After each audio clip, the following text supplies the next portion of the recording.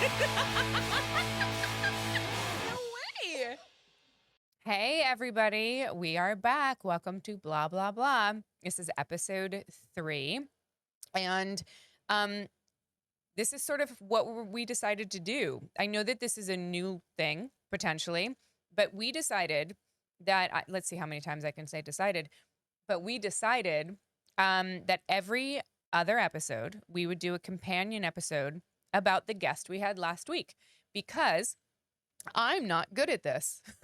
And when I listen to the episodes back, there are so many things that I wish I'd said, and so many things that it made me think where I was like, oh my God, I could have said this, or this is so interesting. I wish I would have stayed on this topic a little bit longer. But because I'm new to this, I didn't. And then I went, well, how can we go back? Well, we can go back. Can't we, Christian? Yeah. Hi. It's nice to see Hi. you. First of all, you are good at this. You say Oh, you're wow. not good at this. You are. But you are. You're right. You're learning it, and you're Yeah. getting better at it. Like, so Brett Sheridan and I, who also helps you do the show here, he and I were both looking like every single time you've done an interview. Because to be upfront, we've taped a few of these now, but the one with Bryce just aired. Yeah. But he and I, Bryce was your first like longer interview that you were doing without like me here asking questions. And I looked at him, I was like, you were killing it. Because it was such a casual conversation. It was so nice to watch two friends just bullshit and have a really honest conversation. Bryce is easy to talk to too, though, and that is one of the things that helps. And she is a good talker. You know what I mean? Like, she's not someone that just sits there and you have to prod for conversation. She's a very easy person to talk to, which helps. Yeah, it was very inviting. It seemed like she was very excited to be on the show in general, it's like, it was awesome. Even she said it as much. Like, she just wanted to hang with you. She likes you. You Yeah. can tell that you guys have a good vibe, and she thinks you're cool. You know, and that's Which like, is yeah. so, I just like the teenager in me is just like, she likes me. She really likes me. You know, when you meet someone that you really like as an adult, it always seems a little strange to be like, do you want to be friends with me? I had this same feeling with my fertility doctor. Oh, really? It was like, like, she's between your legs. Is this a weird time to ask you do you like me? Like, but do you really, do you want to be friends with me? I still haven't had that conversation. It wasn't as easy as it was with Bryce. But you meet somebody as an adult, and sometimes it is awkward to be like, do you like me? Because as we get older, we have less time. We don't bullshit around as much, and we don't give our time away as freely as we did, or as easily as we did when we were kids. So if someone doesn't like you, they just don't make time for you. Right. And she's such a great conversation, and I'm glad that we got to sit down with her. Well, it was the beauty of it is that even like and you were the one that said, I want to start recording as soon as we sit down with all of our guests, and obviously making the guests aware that we were doing so. But because you have those conversations up top, just like you kind of left off, like last time you saw her. When was the last time you saw her? Was it on set, The Mandalorian? Before this? Yeah. Okay. I think so. Yeah, it was.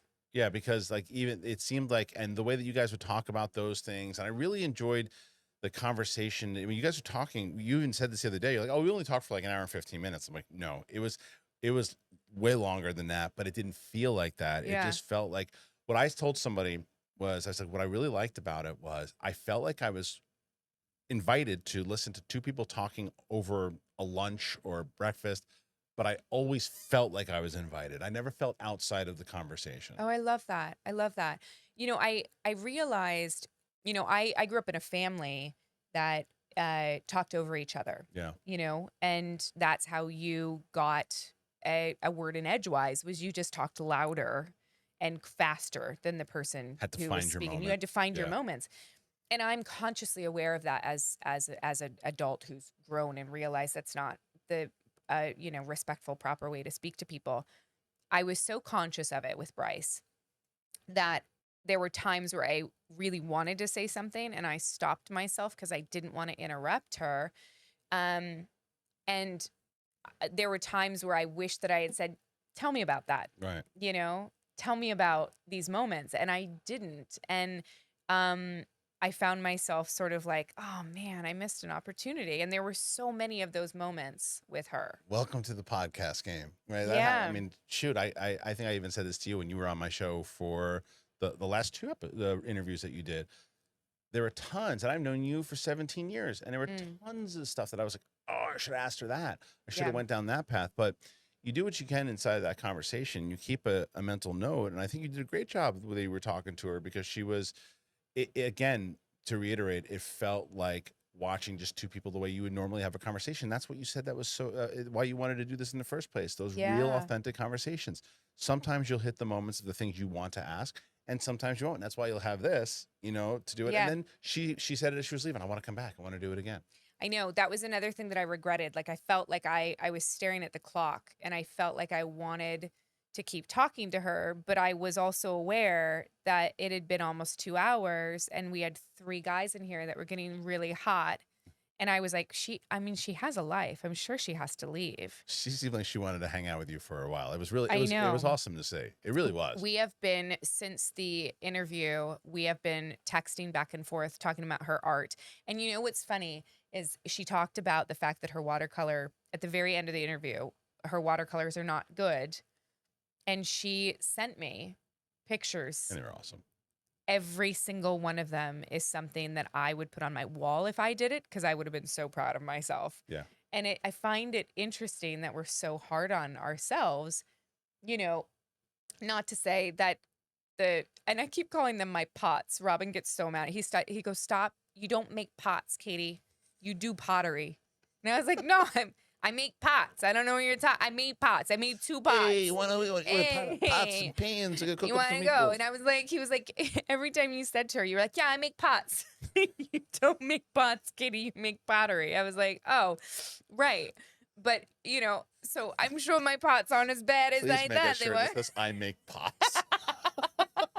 I'm going to. I make pots. I just want to see someone write that in the comments. I make pots. I make pots. It's like the kid that likes turtles. It's like, I like turtles. I make pots. It was? I'm like Steve Carell and like. Yeah, I like lamb. I like lamb.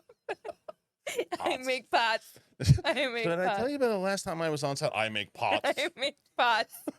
Just like, and he's like, Katee, and you said it 3 times. I was like, I know, because I'm so proud of the fact that I make pots. I make pots.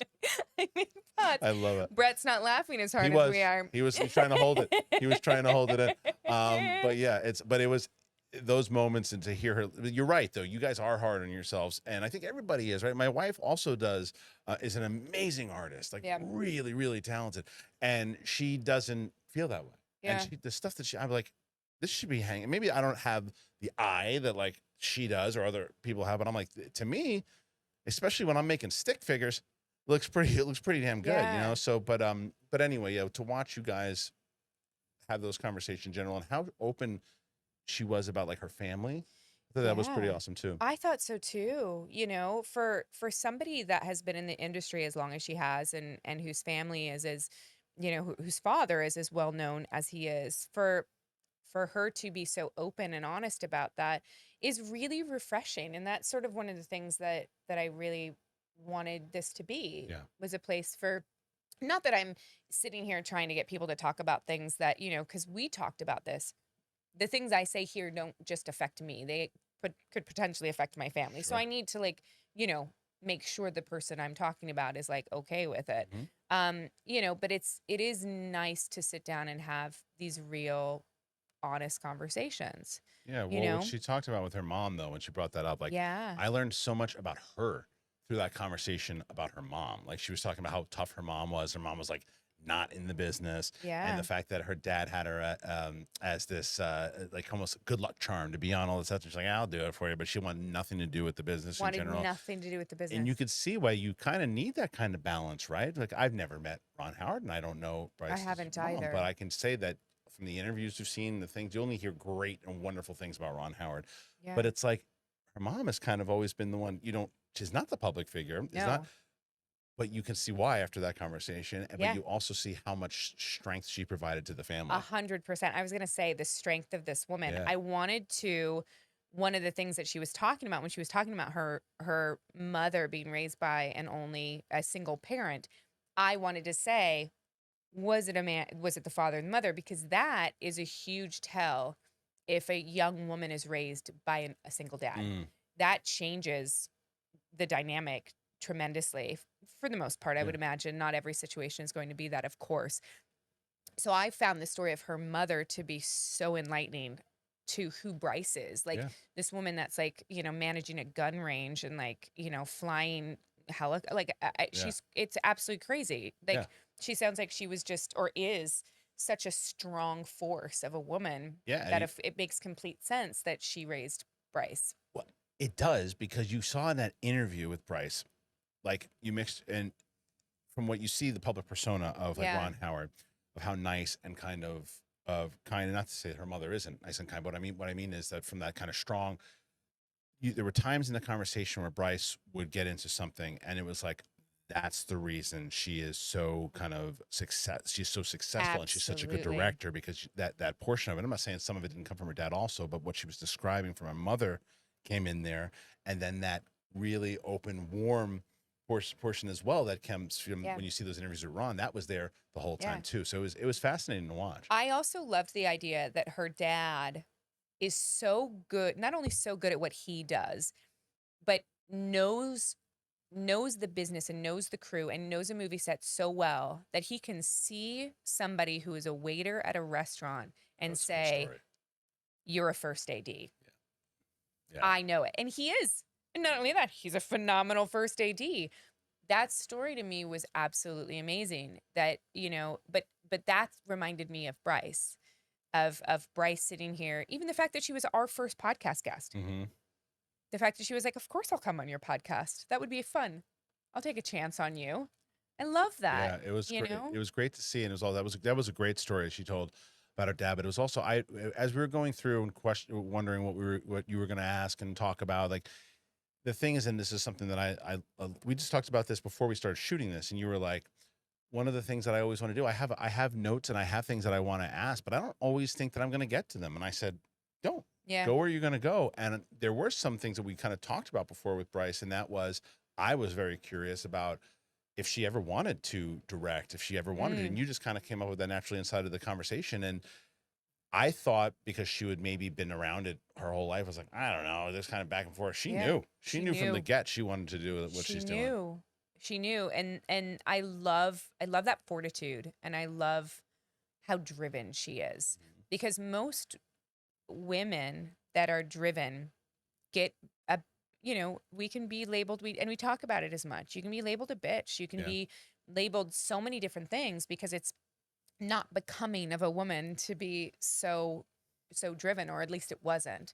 At least when I was a kid, it was sort of like, your mom's a teacher and went to college. What? Right. And so she is, I loved every second of that conversation. I wish that I had asked her when we were talking about M. Night Shyamalan and that he could, that she could write a book on raising children in Hollywood. She's raising children in Hollywood. Yeah. And I wish that I had asked her more about that, because the door was open. And I didn't. I was, I think that was one of those moments where I was so scared to interrupt, or didn't know quite how to like change the subject or like go deeper into something, because, I'm also so consciously aware of what the audience wants to hear. And I think I'll lose that a little bit. Sorry guys, but I'll probably lose it a little bit, where I just am having more conversations and less about like, what you're going to ask, or what portion, how you're going to get to. Yeah. I mean, look, that comes with it for sure. But I also think you guys were on such a great road that it never really felt like, oh, she should have went down that road, because she could. The road you guys were on, it stayed there for a bit, and it was amazing. And someone we both, and I interviewed was Richard Dreyfuss, right? When Richard Dreyfuss came in, I had a conversation with him, and he was supposed to come in for half an hour. He was in for 2 hours and 40 minutes. Was he really? And that man can pontificate. I don't even know if I said anything in the interview. And and I asked a couple things here and there, but I was not driving. I was in the passenger seat, and I was cool with it, because I wanted to hear his stories and I wanted to see where it went. And it was, you definitely had much more of a conversation than I had with Richard Dreyfuss, but you allowed yourself to be the passenger to say, oh, I just want to hear these stories. Yeah. And we got a chance to, as an audience, to hear them. Yeah. Richard's great. Not to sidebar, but he was so wonderful to work with and I guess we talked about him a little bit in the Bryce interview, but working with him at such a young age, I wish that I had known at 21 how rare that was. I think I was so, right? Yeah. I don't know. It couldn't have been ego because I was so insecure. Yeah, it was youth and being naive, I think. Right? It was like blissful ignorance of youth where I just had no idea that you're going to work, some days working with Peter O'Toole and Eli Wallach and how that was not normal. Right. But what a beautiful thing to have been able to meet Eli and work with him and then to share that story with Bryce as well. Yeah. Isn't it like a whole thing where it's almost like it's luck, chance, fate? It's like how all that stuff plays in.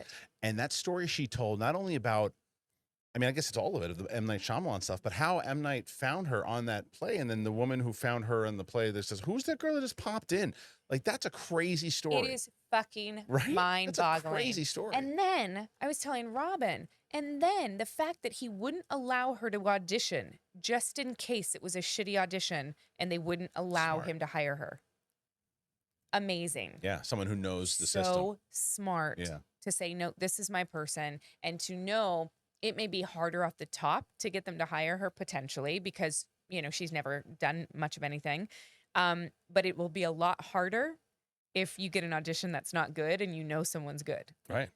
So smart. It was super smart. And the idea, and like, I've gone through as a fan of kind of an up and down with M. Night Shyamalan, when it comes to his movies, like anybody else too. But like, it's hard to not listen to that story and go, what a cool dude that guy is. Right? What a cool dude. Yeah. The fact that he made sure that she was being paid well.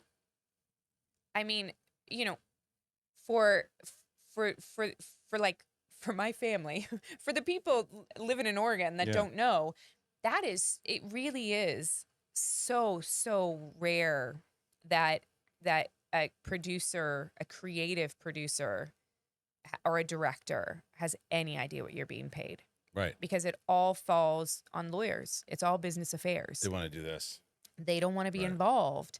And so it's not like one of those things where, John has said, Favreau has said very similar things to me. And I'm not going to go word for word because I don't remember the conversation fully, but he has always said, if you have a problem, come to me. You let me know. And I truly believe that. So those are rare breeds of people who are sheltering artists and making sure that we're taken care of. Well, you guys both got into that. You talked about John a bunch as well too, and how like the same thing, how she had the same kind words to say that you've told me off camera, on camera many times about Favreau and how inviting he is and how collaborative he is and how, like the fact, I mean, I can only imagine from her perspective also is where the amount of responsibility that you had in season 3 of The Mandalorian, and then the amount of responsibility that she had in season 2 coming in as a director. She had directed, I think, some things, but that's big scale stuff for her. Sure, she had a name, and sure, she was in Jurassic World and all those things.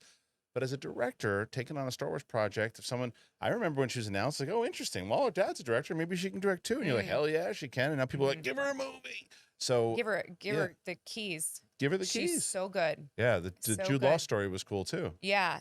There's another one. Yeah. I wish that I'd allowed her to talk about Jude more and not interrupted by, the one time I interrupt her, it's about Jude because he's so cute. And then I threw her. I know. Listen. I mean, I got distracted. He's cute. When I met him, look, I'm doing it again. When I met him, I was like, look, I love my husband. I love my husband so much, but that man is cute. All right. So let me ask you a question. You can only interview one of them. My husband or Jude? No. I would pick my husband. Can't only interview Jude Law, Keanu Reeves. What? I'm giving you a shot here. No, you can't. If the email comes in, and I said, Katee, we only get one of them, and that's it. You can look at him for a full hour talking to him. You probably won't say anything. Oh, Jude, I'm so sorry. I would pick Keanu. Oh, you take Keanu. Yeah. I would. It's nothing against And Jude. I would take Keanu too. no, Yeah. like because Jude's amazing. He's such a like well-spoken, kind gentleman. At least when I met him. Yeah. I don't know what he's like in real life. In real life. I have no idea. I'm sure he's wonderful. But Keanu is I grew up loving Keanu. Yeah. Keanu reminded me of so much of like the guys I went to school with like where he started in his career and the name that he made for himself and the characters that he played. He leaned into that so hard. And then for him to, I mean, Point Break was amazing. Oh, I mean, like, you no, said- like, you not, mean- okay, I no, was- like, I was like, I'm hey, I'm not gonna like bad. leave. Like, no, Point Break was like Of course. amazing. Yeah. Like, and he was so good in it. And Patrick was phenomenal in it. I mean, there was just like, he's so good. And then for him to have changed his career and be seen in a completely different light, starting with Matrix. I mean, I'm sure there were other movies along the way where he was starting to push against the narrative that he had built for himself. But he's amazing and such a kind soul. I can't, and his life has dealt him some heavy blows. And then some. And you know, I am always amazed by people who have such tremendous tragedy in their Yeah. life and are able to not only like push through but to be like a force of light in the world. Yes. Yeah, he does. He steers. It seems like he certainly steers away from like the anger and the resentment. Like, Yeah. it's like I've had the pleasure of meeting him, Yeah. and he is about as zen and as chill and wonderful as you want him to be. And he and everything that you hear from the things he's done with charity and children and just people in general. And the guy goes and he takes the train. It's like, I think Jude Law would choose Keanu Reeves as well. You know, like I think Jude Law would too. Yeah, yeah. I mean, like he just seems amazing, and Yeah. you know, like I feel like I've never met Keanu, but I feel like I have a stake in his life in a sense that I'm so happy that he seems like he's like, well, that he's found love again, and that his life is, you know, I don't know. I don't know. He We just need to get them seems- both on. We I need to would get like them both on. It would be amazing to have them because like that. But what Bryce did though inside of this whole thing was really, as I'm watching as a producer, watching this stuff going, and again, this is really a testament to you. It really is. So we've done another interview and watching how comfortable people are just talking to you, and I'm like, the sky's the limit for you on this thing because it's like there's nothing except just being you and having a conversation. Don't worry about sticking into that. I need to ask about this. The audience wants to hear me talk about this. I'm gonna guess and say the audience is just gonna wants to be that listener in the coffee shop. Well, I just want to make sure that the audience isn't bored to tears. No, You know, I understand that, but it was anything but boring. no, the Bryce interview was not boring. Robin and I listened to it again on the way to Santa Barbara. And, you know, I married a man who is incredibly honest, Yeah. and Did God you like love the him. interview? He loved the interview, Great. but he was doing what I was doing because he could tell that in moments when I would get frustrated and he would pause it and go, I hear you. So in this thing, what you can do is, Yeah. you know, because he listens to so many podcasts. Yeah. He's and he helped with the YouTube channel. So he knows me and he knows the way that I'm talking. And he said off the top, he stopped it about like 30 minutes in and he said, "Are you scared to interrupt her?" And I went, "Yeah." And he goes, "You can talk more." And I was like, "Okay." Yeah. And I think, and he was right, because Yeah. there were so many moments where I was like, God, I wish I would have said that. Or I wish I would have like said, "What do you mean?" Yeah, there's like the little tricks that you do, right? It's like I was telling you, you keep like a little mental note if somebody says something inside. Like just 15 minutes ago, you had said something, and you were in the middle of something. It's like, okay, well, hold that in there, wait till she's done, and then have that particular note off of what you just said. Yeah. And there's these little tricks. Just remember like one word. Oh, she mentioned this. I don't want to forget about it, so then Yeah. I'll go this way. And there were tons of that because she was just, and that's also a testament to her. Like she was just talking, like, and not saying really profound stuff. She was saying profound stuff, and it was really, yeah, it was. And it was your first interview. It was your first interview where you were the host. Yeah. Yeah. It was, like I said, it was really great. Not all the interviews are going to be that easy. Right. And we know that. It's conversation with people that you might not know next time. Yeah. Yeah. I would be curious what the audience also thinks as we go along, because I feel like I feel like I'm trying to be as open and honest as possible, Mm-hmm. even with how I know this is all new to me. This is very, very new. So I think I wonder if we're going to be able to watch and see the difference between the interviews as we go along. 100%. Yeah. Yeah, it's like, of course, it's like, think about when you were in a role that you did 10, 15 years ago, and certain little tricks of the trade that you use in your performances, and how different the tricks of the trade are now. Oh And yeah, things that and you they're do. just like second nature. Right. It was you know, amazing to me when that BJ Novak comment about how, and I've said it again because I did it again in a second interview where I brought it back again because it feels so true to me. Like the shooting a movie is like running a marathon, Right. and shooting a TV show is like running till you die. That resonated so deeply in my soul. And I'd never heard that before. I've only ever done 22 episodes on one show in my life, and it was Battlestar. And I will never do it again. Yeah. I mean, I can't say never. I have no desire to do it again. If I do it again, it's a money grab. Yeah, well, that's fair and it's honest. That's fair. You know what Yeah, I that's mean? fair Like, and it's honest. that is if I do it again, it's a retirement fund. The business has That is changed it. though, also, but from Yeah. that, because like 22 episodes on, and that was the sci-fi channels before even like Netflix and all these things were really had popped, and Yeah. because Battlestar's taken on a new life like on streaming, right? It has. Yeah, like Yeah. Crazy. and so like it's a very different scenario on how they do television in general, and that's why they get, like, you look at these massive, I mean, shoot, freaking like Julia Roberts is doing TV now. Everyone's Stallone. doing TV. Do you realize how unfair it is to TV actors? Like, I used to have this conversation with Trisha Yeah. all the time. When I'd be like, I was at an audition. She's like, that's great. Who'd they give it to? And you're like, Charlize Theron. Tell me how that's fair Yeah. that I am competing against Charlize. That is not fair. I would pick Charlize. Right. Are you kidding? That's Like, the you business. get to a different level Yeah. when you age in this industry. A lot of people leave for whatever reason, stop acting for whatever reason. The pool gets smaller as you get older. So you start competing against people.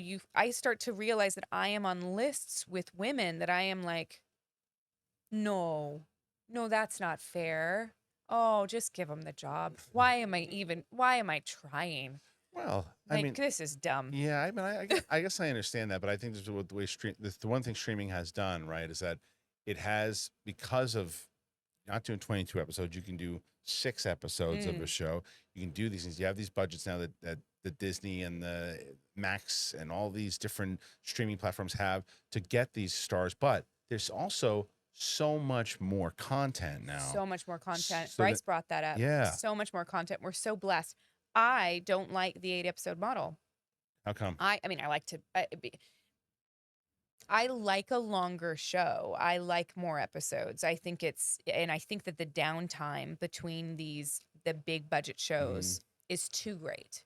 And so I would like more episodes. Right. Selfishly. Yeah, of course. Yeah, of course. So I would absolutely like more episodes. I think that it's also it for me as like a someone who watches.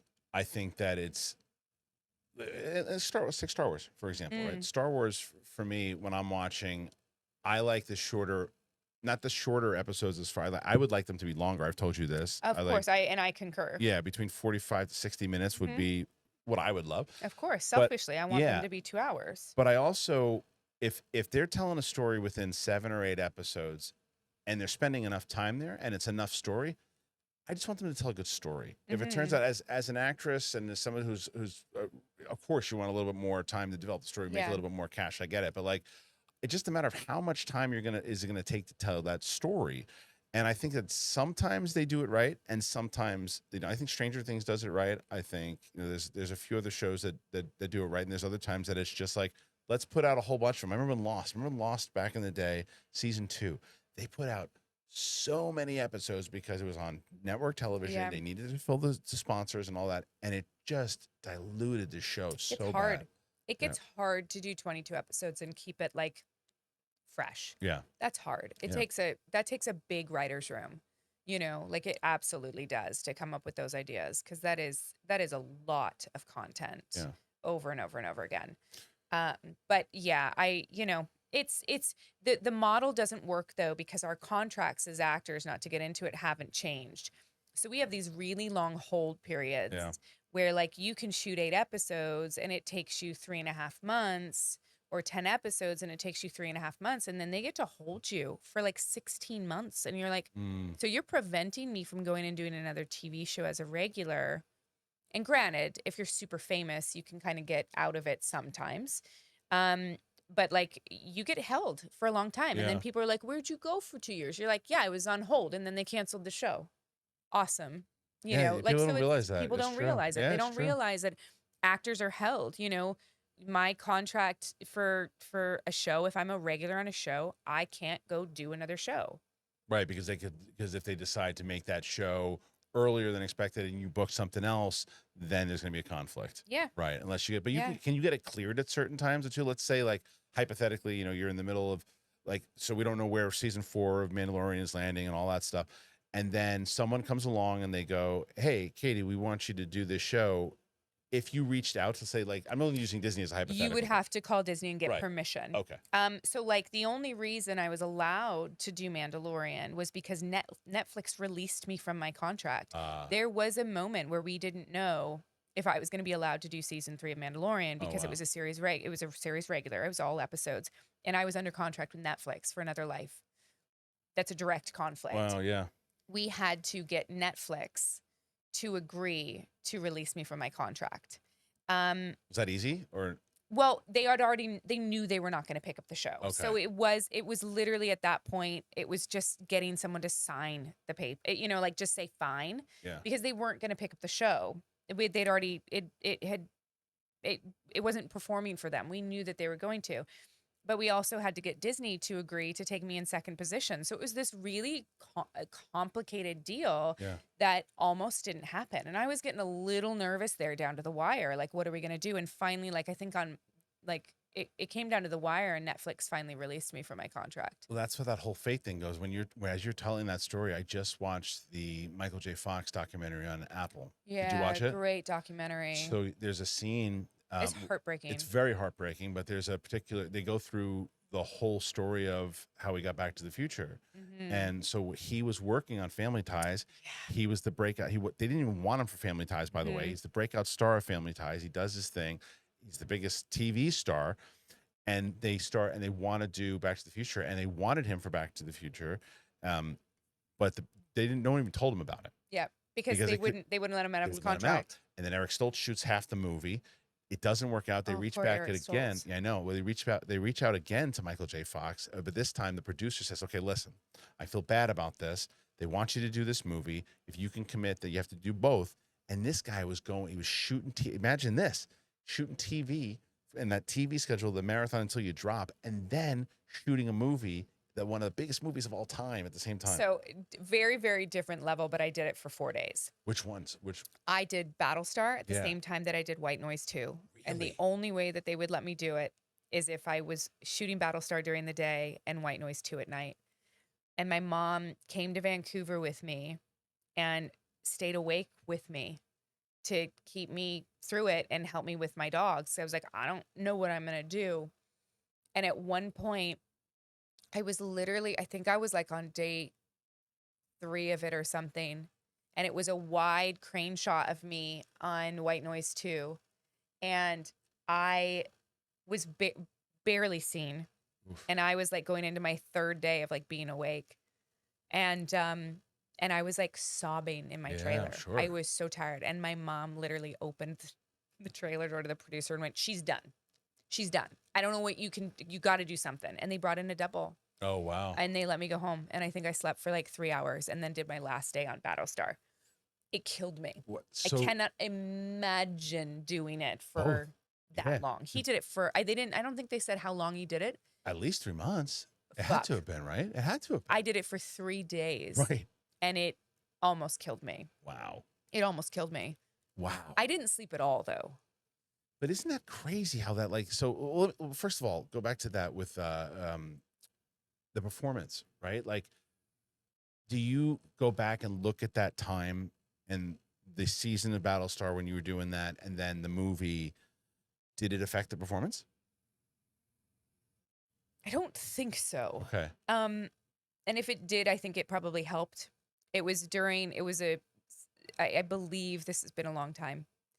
But I believe it was when Starbuck is living with Leoben with the long hair and she's going nuts because he's like brainwashing her. Yeah. So I actually think it probably helped. Okay. But I hadn't, like when we did some of those scenes, I hadn't slept for 3 days straight. Wow. It was a lot. So it actually added to the performance, but like, Potentially. but still, it's like it's. Yeah. That's why anytime And on White Noise, I think I was supposed to be dead. So it was good. So it helped. worked. It worked well. So it absolutely worked, but it's Yeah. still, and that was what, 10 years ago, close to it.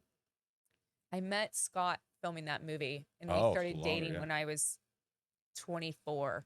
Okay. So 2004, we were filming that movie. Okay. So there's another reason why you were still able to do it.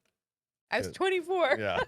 As was Michael J. Fox. Right. I think he was probably like 23. Right. He was. I mean, he was definitely in that general range, Yeah. and it's like because I walked back to the office today and got tired. My house is right there. There's no way I could do that now. No. Although I function at such a high level now with so little sleep because of a child. Right.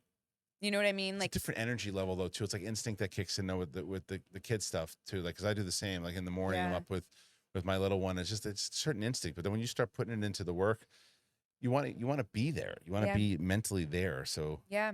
Well, we talked about that moment on Mandalorian where my daughter was born and 36 hours later I was like on set right. doing the waters, the living waters beneath Mandalore, Yeah. having to do these big monologue scenes with no sleep for 36 hours, Yeah. having just become a mother. I was like, what sweet hell am I living in right now? Like, I have no idea what is up, what is down, what is Right. left, what is right, what I am. By the grace of God, that dialogue came out of my mouth. It's amazing, like the instincts. Also, because you're pro. Obviously, you're great at what you do, and it is like an instinct that you're able to do. That's why, kind of going back to how we got into this, is Yeah. that tool will start to form even more when you're doing this. Because Yeah. talking to Bryce and listening to everything you're talking about, like we were talking about Jude Law, we were talking about Mandalorian, we were talking about directing. Yeah. With her, I think that she is going to be such a major figure in the world of directing, and more so because Yeah. they gotta give her a film, man. They have to give her a film. She is so capable of it. Yeah. So capable. I love the fact that she openly admits that she does 36 takes. And this is me paraphrasing. I don't know exactly how many takes it was. I think it might have been actually more than that. And they know, and she knows it's going to be the first or the last. Yeah. That's amazing to me. You know, and I do appreciate it. I appreciate her honesty and candor and you know, the fact that she's such a good director. Yeah. And Yes. she really does stand up for herself. That is another thing that I loved what we were talking about, was that if it benefits the screen, I'm a champion for it. Right. I will stand my ground and I will be tough as nails. Paraphrasing, obviously. If it's for me and it's not going to be on screen, I can live with it. Yeah. I learned so much from just that one moment, because now I have a barometer. I've always been so worried on set that I was going to be called difficult. Mm. If it benefits the screen, if it's for the movie and it's going to end up on screen, then I'm right. And that's the thing that I never had that barometer before. And now that I do, God, I'm going to be such a bitch. I don't think you're capable of it, but that's why we talked about this, how we're this conversation alone, like being able to talk to people that you work with, you worked with, you could work with. It's such an interesting point of view, because there are some great people that are doing podcasts in this space, people that I listen to all the time. And what I said to you is, I don't see a lot of women in this particular space. There's a lot of great women with great podcasts. Some great female podcasts out there. Yeah. But I'm talking about in this particular space, in what we do with, and I guess more so in your expertise, because you've got a very particular thing where, and there's another guest that we have that talks about this, where you're known for kicking ass. Yeah. And people think that you're going to kick their ass when you meet them, and you're not. You're the farthest thing from it. But like you have this audience that wants to watch you kick ass, and there's other people who really want to laugh at you, and then there's people who do both. Laugh at me or No, laugh with me? Laugh with you. That's Yeah, at you. thank God. Good, but There are some that laugh too. at me too. But laugh with you, and I think that that's what is one of the main reasons. I just think that your voice is needed in this space, especially after hearing that interview with Bryce, because it was really it was awesome to hear. I really loved it.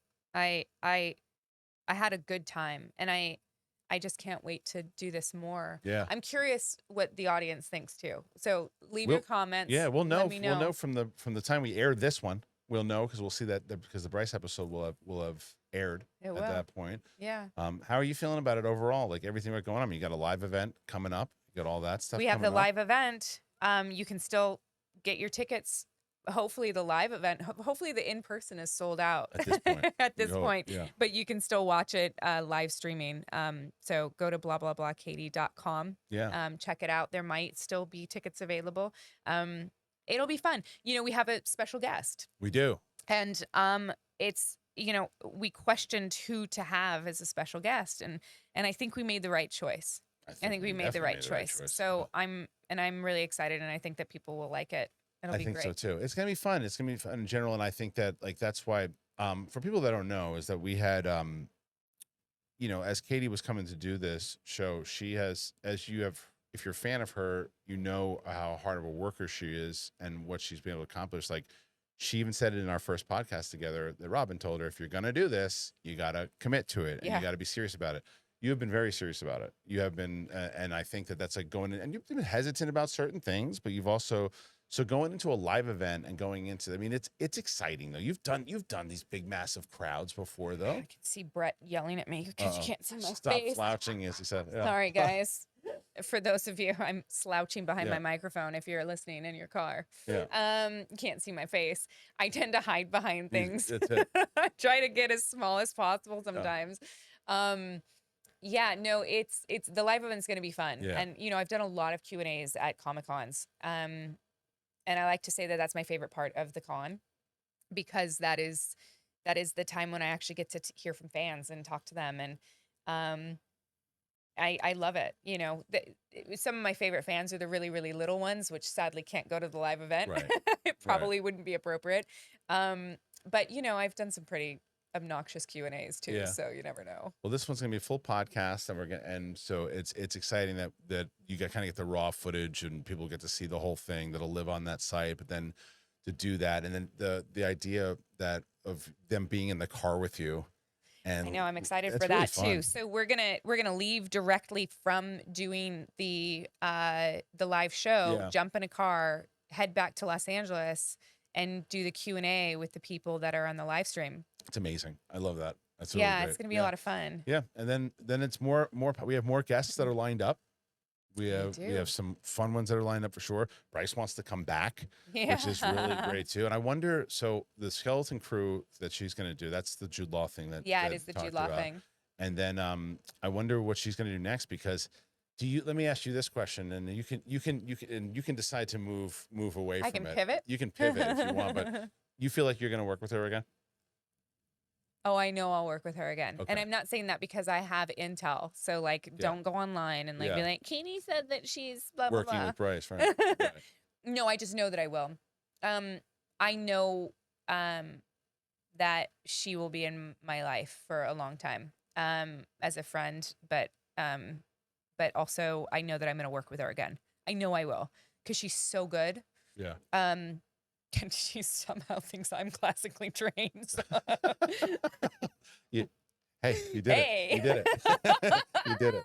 Yeah. Yeah, exactly. My mom used to say, fake it till you make it. So. Were you shocked with how complimentary she was of you? I mean, she was so. Yeah. Yeah. Yeah. I think I'm.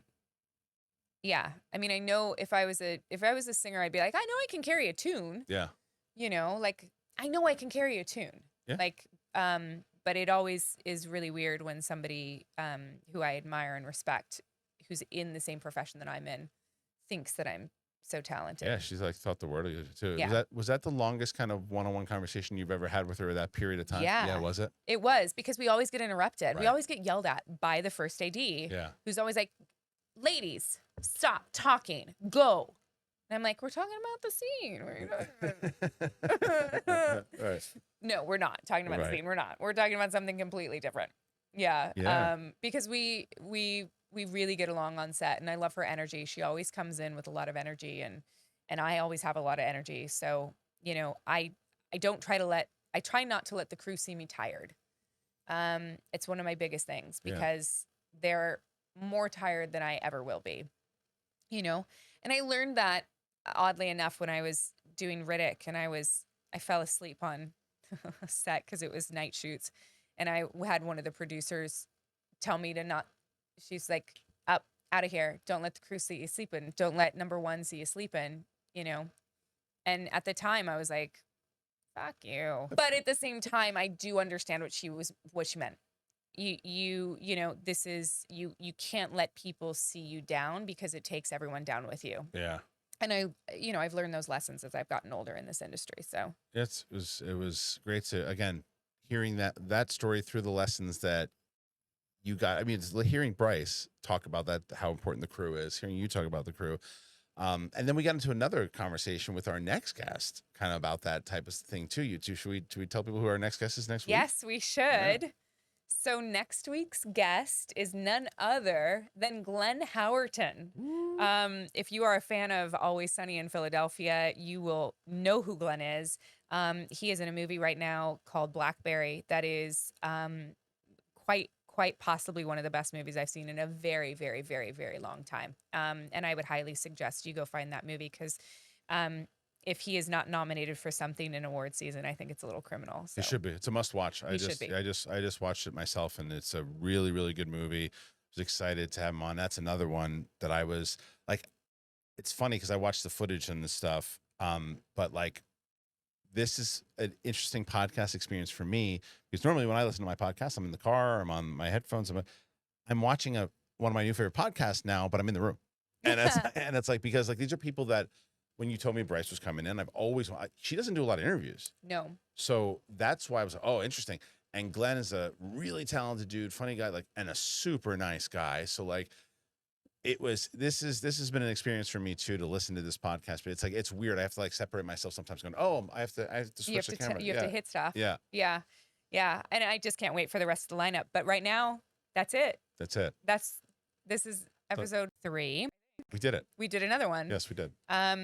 Guys, put your comments. Let me know what you wish that I had said to Bryce, all that stuff, because I think it's funny. And just leave your general comments, anything you want to say within reason. And I will see you next time. Subscribe to the podcast. Oh, and subscribe. I'm sorry. Sorry. Subscribe to the podcast.